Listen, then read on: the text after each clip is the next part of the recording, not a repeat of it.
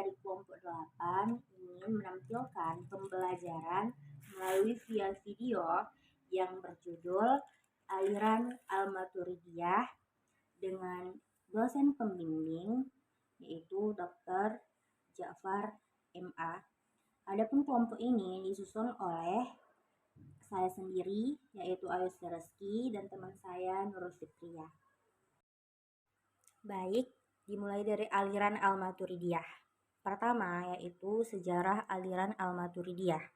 Maturidiyah adalah aliran teologi ataupun golongan yang dinisbatkan dengan nama pendirinya yaitu Al-Maturidi. Adapun nama lengkap Al-Maturidi yaitu Abu Mansur Muhammad bin Muhammad Al-Maturidiyah yang lahir di Maturidi, Samarkand dengan tanggal lahir yang tidak diketahui karena riwayat yang tidak banyak diungkap oleh sejarawan. Kemudian Al-Maturidi menganut mazhab yaitu mazhab Hanafi. B. Tokoh Al-Maturidiyah Samarkand.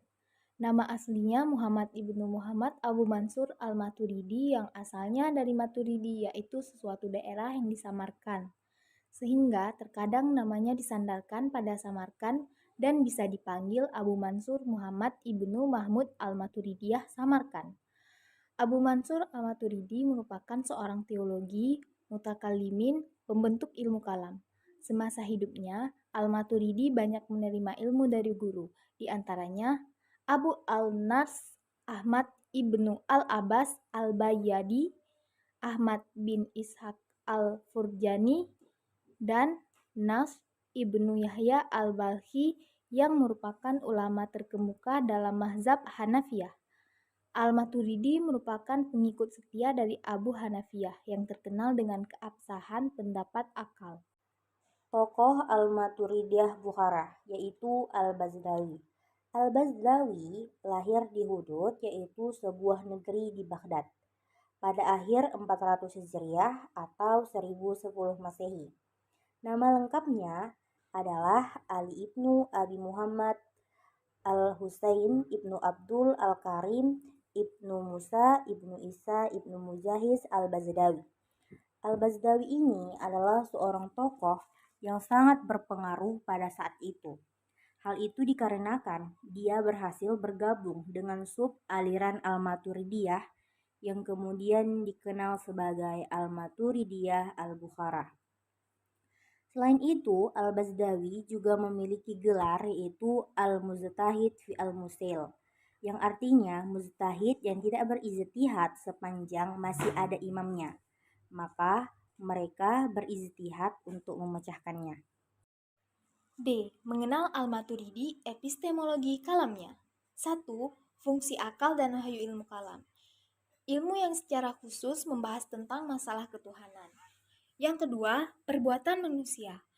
Khusus mengenai perbuatan manusia, kebijaksanaan dan keadilan kehendak Tuhan mengharuskan manusia memiliki kemampuan berbuat ikhtiar agar kewajiban-kewajiban yang dibebankan kepadanya dapat dilaksanakan.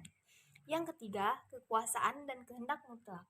Hal ini karena kodrat Tuhan tidak sewenang-wenang, tetapi perbuatan dan kehendaknya itu berlangsung sesuai dengan hikmah dan keadilan yang sudah ditetapkannya sendiri. Yang keempat, sifat Tuhan. Sifat Tuhan itu mulzamalah, yakni zat tanpa terpisah. Yang kelima, melihat Tuhan. Al-Maturidi mengatakan bahwa manusia dapat melihat Tuhan. Hal ini diberitahukan oleh Al-Quran antara lain firman Allah dalam surah Al-Qiyamah ayat 22 dan 23. Maturidi mengatakan bahwa Tuhan kelak di akhirat dapat dilihat dengan mata karena Tuhan mempunyai wujud walaupun ia imaterial. Yang keenam, kalam Tuhan. Al-Maturidi membedakan antara kalam yang tersusun secara huruf dan bersuara dengan kalam nafsi atau sabda yang sebenarnya. Yang ketujuh, perbuatan manusia. Setiap perbuatan Tuhan yang mencipta atau kewajiban-kewajiban yang telah diberikan dan dibebankan kepada manusia tidak lepas dari hikmah dan keadilan yang telah dikehendakinya. Yang kedelapan, pengutusan Rasul. Pengutusan Rasul berfungsi sebagai sumber informasi. Dan jika tanpa mengikuti ajaran wahyu yang telah disampaikan Rasul, berarti manusia telah membebankan sesuatu yang berada di luar kemampuan pada akalnya. Dan yang terakhir, pelaku dosa besar. Al-Maturidi berpendapat bahwa orang yang melakukan dosa besar tidak kafir dan tidak kekal di dalam neraka. Adapun beberapa pengaruh ajaran Al-Maturidiyah di dunia Islam ialah yang pertama itu mampu mendamaikan konflik.